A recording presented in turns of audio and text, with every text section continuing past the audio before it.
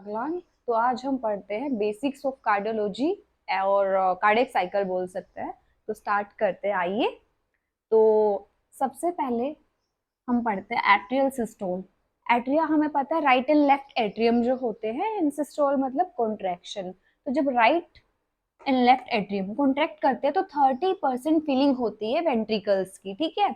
तो 30% filling of the ventricle is due to atrial systole. ये obviously एक active process है, एक्टिवली एट्रियम कॉन्ट्रैक्ट करते हैं तभी वेंट्रिकल्स की 30% फिलिंग होती है, ठीक है।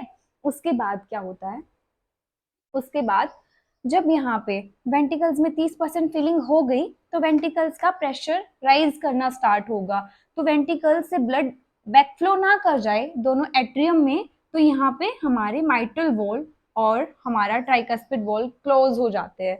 तो फर्स्ट हार्ट साउंड आती है S1।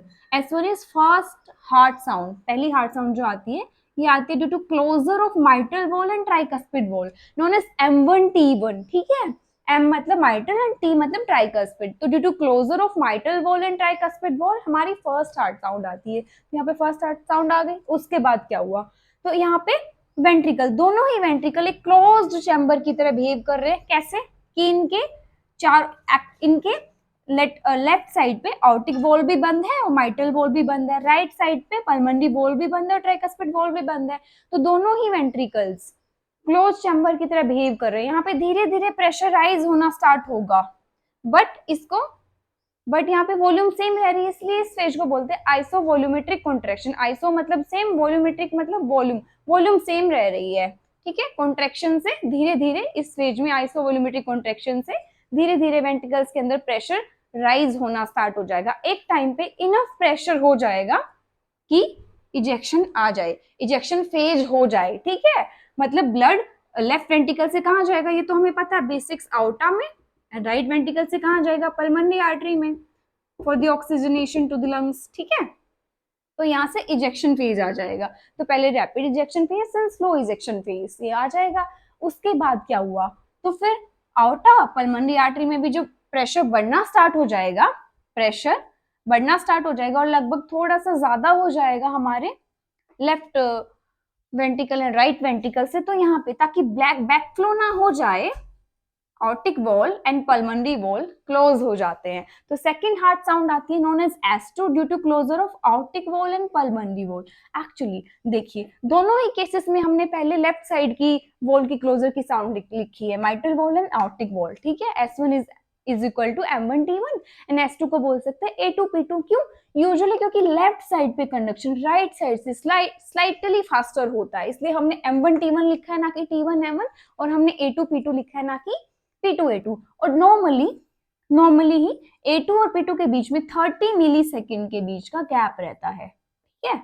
Aortic valve and pulmonary valve closure के बीच में 30 मिली सेकेंड का गैप रहता है। ये नॉर्मल है, ये एबनॉर्मल नहीं है, ठीक। उसके बाद हम देखते हैं, ये हम आइसो वॉल्यूम, ठीक है। तो उसके बाद यहाँ पे aortic valve and pulmonary wall जब क्लोज हो गए, हमें पता है mitral valve and tricuspid valve तो ऑलरेडी क्लोज हैं, ऑलरेडी बंद है। तो अब भी फिर से वेंट्रिकल्स जो है राइट एंड लेफ्ट साइड के वेंट्रिकल्स है, दोनों ही फिर से क्लोज्ड चैम्बर की तरह बिहेव कर रहे हैं। बट इस बार आइसोवोल्यूमेट्रिक कॉन्ट्रैक्शन की तरह यहाँ पे प्रेशर राइज नहीं होगा, प्रेशर कम होगा। तो धीरे धीरे आइसोवोल्यूमेट्रिक रिलैक्सेशन फेज में दोनों ही वेंट्रिकल्स का प्रेशर कम होना स्टार्ट हो जाएगा। एक टाइम पे इनके अंदर प्रेशर जब लेफ्ट एंड राइट एट्रियम से कम हो जाता है, तब हमारे mitral valve and tricuspid valve open हो जाएंगे। तो एक साउंड आती है due to opening of mitral valve and tricuspid valve, इसको बोलते हैं हम ओपनिंग स्नैप। क्या बोलते हैं, ओपनिंग स्नैप, ठीक है।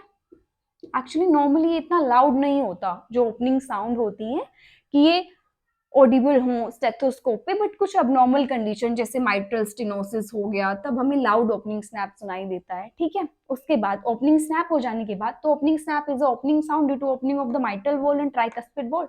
तो जब ये ओपन हो जाएंगे तब हमारे पास पैसिव वेंट्रिकुलर फिलिंग फेज आएगा। तब हमें पता है, ये हमें पता है बेसिक कि लेफ्ट साइड पे पल्मोनरी वेन्स आती हैं जिनमें ऑक्सीजनेटेड ब्लड आता है लंग्स से, ठीक है। और राइट साइड पे हमारे बॉडी से inferior vena cava and superior vena cava drain होती हैं हमारे राइट एट्रियम में, ठीक है।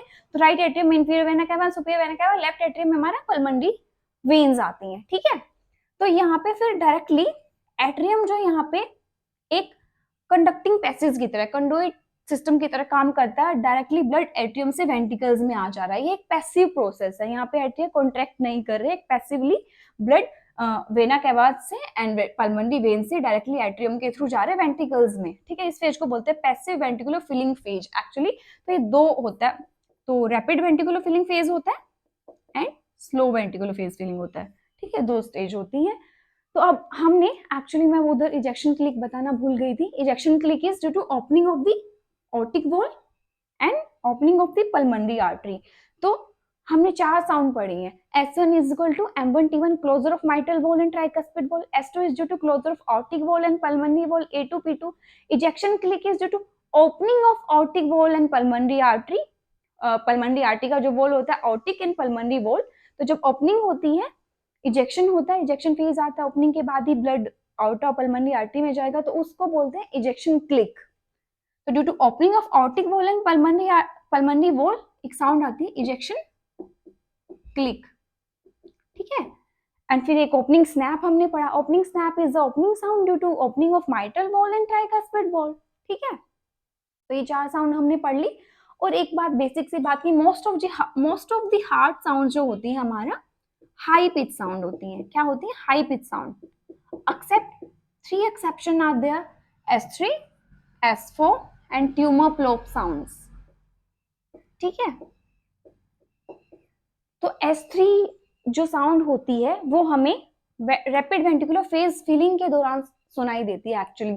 बट S3 जरूरी नहीं है ऑलवेज पैथोलॉजिकल हो, S3 फिजियोलॉजिकल भी हो सकती है। S3 प्रेगनेंसी में और एक्सरसाइज के बाद यंग पर्सन में सुनाई दे सकती है। But S4 is a pathological sound. S4 क्या कब सुनाई देगी? जैसे एग्जाम्पल हुआ हाइपरटेंशन। हाइपरटेंशन में हमें पता है लेफ्ट वेंट्रिकल का हाइपरट्रोफी हो जाता है, तो लेफ्ट वेंट्रिकुलर का हाइपरट्रोफी हो गया तो लेफ्ट एट्रियम का भी हाइपरट्रोफी हो जाएगा, बिकॉज उसको हाइपरट्रोफिड लेफ्ट वेंट्रिकल के अगेंस्ट ब्लड पुश करना है ना, तो लेफ्ट एट्रियम का भी हाइपरट्रोफी हो जाएगा। तो जब हाइपरट्रोफिड लेफ्ट एट्रियम फोर्स जब जनरेट होगा, वहां पे ज्यादा फोर्स जनरेशन होगा, ज्यादा प्रेशर जनरेशन होगा एक तरीके से, तो और मोर पावर जनरेशन होगा, ठीक है। तो due to this more power generation, क्योंकि वहां पे हाइपरट्रोफी हो गई है लेफ्ट एट्रियम की, हाइपरट्रोफी की वजह से तो ये S4 साउंड आती है, ठीक है। इसको बोलते हैं एट्रियल गैलोप्रिदम और एट्रियल क्लिक, एट्रियल किक भी बोलते हैं, क्लिक नहीं एट्रियल किक भी बोलते हैं, ठीक है। और S3 को वेंट्रिकुलर गैलोप्रिदम भी बोलते हैं, ठीक है। तो ये हमने S3 S4 पढ़ लिया। और ट्यूमर प्लोप साउंड क्या होती है? ट्यूमर प्लोप साउंड एक्चुअली एक ना मिड डायस्टोलिक जो साउंड होती है, most common benign tumour of the heart जो होता है एट्रियल मिक्सोमा में सुनाई देती है, ये मिड डायस्टोलिक साउंड होती है, ठीक है। तो ये हमारा, ये तीनों ही साउंड हमारा लो पिच साउंड होती है। कौन कौन सी?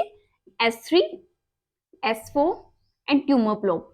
तो लो पिच होती है, इनको बैल से सुनेंगे, इनको बैल से सुनेंगे, स्टेथोस्कोप की बैल साइड से, और जितने भी हाई पिच साउंड है उनको हम स्टेथोस्कोप के डायफ्राम साइड से सुनेंगे, ठीक है। तो एक्सेप्शन याद रखना है, S3, S4 and tumour plop sound. Heart, on which tumour of heart, कौन से ट्यूमर ऑफ हार्ट में सुनाई देती है ये? Most common benign tumour of the heart known as atrial myxoma, वहां पे ये ट्यूमर प्लोप साउंड आती है, मिड डायस्टोलिक साउंड है, ठीक है।